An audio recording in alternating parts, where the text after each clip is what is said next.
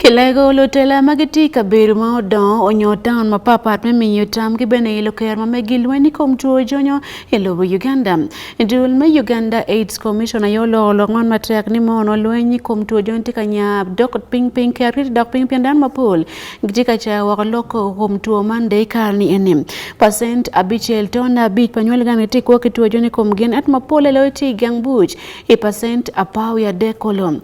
La George Pawan Luo television ne patro Robert Larubi oberu kalupo kolokman en keli report matut ikom lweny ikom tuo jonyo ilobo Uganda. Kilega mo akibo dul me Uganda Aids Commission. Abembe mo akidul me Uganda Aids Commission wachigen gitike luor matek tutwal kinero kit matuo jonyo tikanya kwede ilobo man. Gena wachidan ma politika to mo mir kinen kit makilwenyo kwede ikom tuo man. We are partnering with Amical because we were really looking at the urban centers, being that they are areas of high HIV prevalence.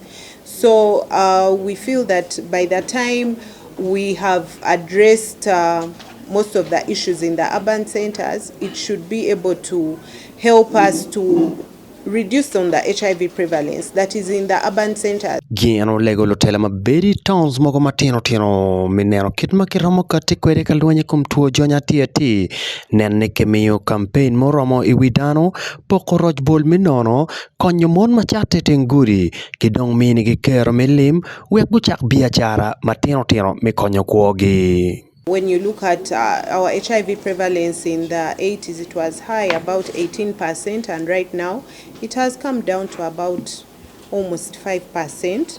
And that has been the work of the media. We know that we started out with Gwanga Muje, people would come and listen to radio stations and everything.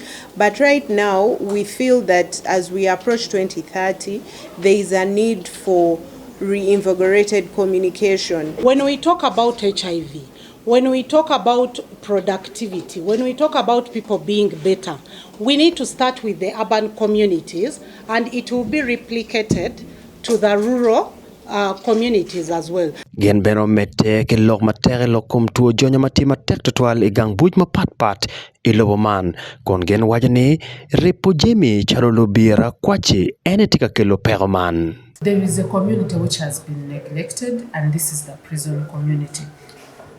The services that are in the community that we are aware of, people get their treatment, people they ensure that they are adhering, but they are missing a link probably on the communication, what messages is given to the broader prison on HIV prevention and HIV programming in the whole.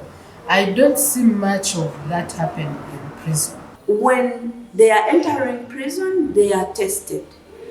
But then to our shock, even somebody who entered negative, then they turn positive inside there. And when they go further to investigate, this morning he says it is mainly because of injecting drug use. Percent abichiel tonna beach ene namba padan mapat magatiki tuo jonyo ilobo mano lo ento kichere gang buch inoni percent apar dek pamon kidong percent apar chiel pacho gitika tuo matek kituo jonyo. Bilokangeya mocho nyuan Luo TV, Pat Robert Larubi.